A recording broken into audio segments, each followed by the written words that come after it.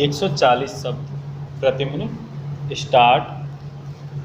विगत वर्षों में मानव विकास के नित नए क्षेत्रों में निरंतर वृद्धि के कारण लोकतांत्रिक कल्याणकारी राज्यों में दायित्व और कार्य बढ़ गए हैं। यही कारण है कि आज समिति व्यवस्था को सुदृढ़ और कारगर ढंग से प्रभावी बनाने की आवश्यकता है। इसलिए बहुत पहले से कहीं अधिक महसूस किया जा रहा है।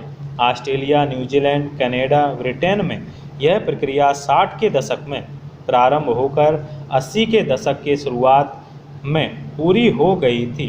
विशेषतः ब्रिटेन के अंदर 1979 में अपनाई गई नई समिति प्रणाली का भारतीय परिप्रेक्ष्य में विशेष महत्व है, क्योंकि हमारी शासन व्यवस्था का स्वरूप समान है। 80 के दशक के प्रारंभिक वर्षों में हमारे देश में यह धारणा जोर पकड़ गई तथा कमेटी बनाने के लिए पहल केरल राज्य ने की थी। बाद में यह विषय प्रयोग के तौर पर संगोष्ठियों के रूप में लाया गया, परंतु मार्च-अप्रैल 1992 में लोकसभा की नियम समिति ने समिति प्रणाली की संरचना में आमूल परिवर्तन करते हुए नई व्यवस्था को लागू किया गया। नई व्यवस्था के अंतर्गत 17 विभागीय समितियों की स्थापना की गई। यह समिति पहले से काम कर रही वित्तीय एवं अन्य समितियों के अतिरिक्त होगी।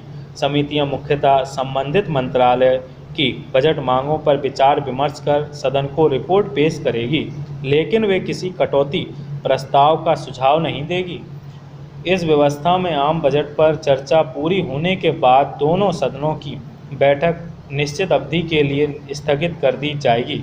ये समिति अलग अलग मंत्रालय पर अपनी पृथक पृथक रिपोर्ट पेश किया करेगी।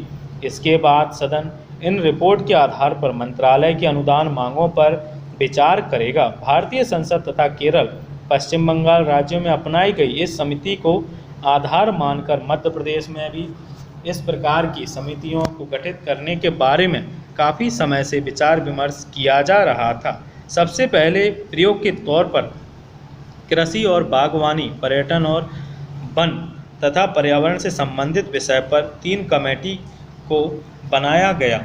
इन समितियों के कामकाज से लग रहा था कि इस प्रकार की अन्य समितियों को बनाए जाने से विधानमंडल, सरकार तथा प्रशासन पर अंकुश लगाने में सक्षम होगा। अतः इस वर्ष के शुरू में नियम समिति की रिपोर्ट के अनुरूप पहले से बनी इन 3 समितियों के साथ साथ शिक्षा से संबंधित, सामान्य प्रशासन से संबंधित, स्वास्थ्य से संबंधित और राजस्व से संबंधित समितियों का गठन किया गया। ना समितियों की संस्थापना प्रदेश की आर्थिक एवं भौगोलिक आवश्यकताओं के अनुरूप की गई है। साथ ही यह भी ध्यान दिया गया समितियों के कार्यों की अति व्याप्ति ना हो। यही कारण है कि हमारे प्रदेश में इन नई नई समितियों के बनाए जाने पर कई अधीनस्थ विधायन, शासकीय आश्वासन, शासकीय भाषा कार्यान्वयन समितियों को भंग कर दिया गया। इस दिशा में लिया गया यह निर्णय देश के विधानमंडलों में प्रथम एवं साहसिक प्रयास है। भविष्य में समिति व्यवस्था प्रभावी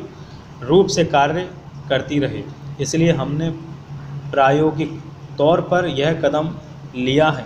हिमाचल प्रदेश विधानसभा द्वारा नवगठित समितियां न केवल वार्षिक बजट का परीक्षण करती हैं, बल्कि विभागों के खर्चों और भौतिक उपलब्धियों की भी त्रैमासिक समीक्षा करती हैं। समिति प्रणाली की सफलता असफलता पर टिप्पणी करने से पहले यह जान लेना आवश्यक है कि उनका लक्ष्य प्रशासन की कार्य कुशलता बढ़ाकर जवाबदेह बनाना होता है, न कि सरकार की कार्य क्षमता में बाधा अड़चन डालना या अंकुश लगाना।